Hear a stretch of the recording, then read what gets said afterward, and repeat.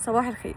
انا جاي اقول لكم النهارده ان مفيش حاجه بتضيع، وحتى لو ده باين لكم دلوقتي عشان بتتنقلوا من مكان لمكان، من شغل لشغل، من دراسه لدراسه، ان انتوا مش لاقيين نفسكم، او ان المجهود اللي فات ده كله راح، فمفيش حاجه بتروح. كل حاجه بتعلم في شخصيتك، بتعلمك حاجه جديده، بتفتح لك مجال جديد.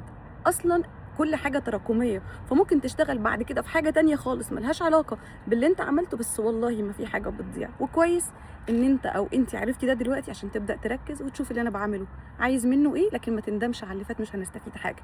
ليه بقول كده؟ لان كذا حد من الناس اللي بعتولي وكلمتهم اليومين اللي فاتوا كبار ADHD او شاكين ان هم ADHD، حاسين ان هم تايهين، مش عارفين هم رايحين فين وجايين منين. اتنقلوا من شغل لشغل كتير، اتنقلوا من دراسه لدراسه، وفي الاخر يسيبوها ويكملوا في حاجه تانية.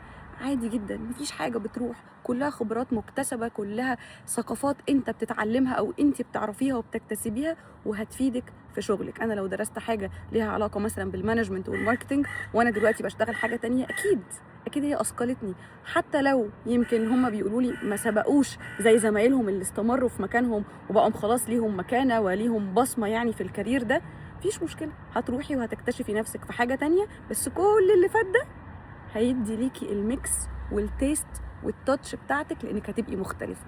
فبليف ان يور سيلف، وما تندموش على اللي فات.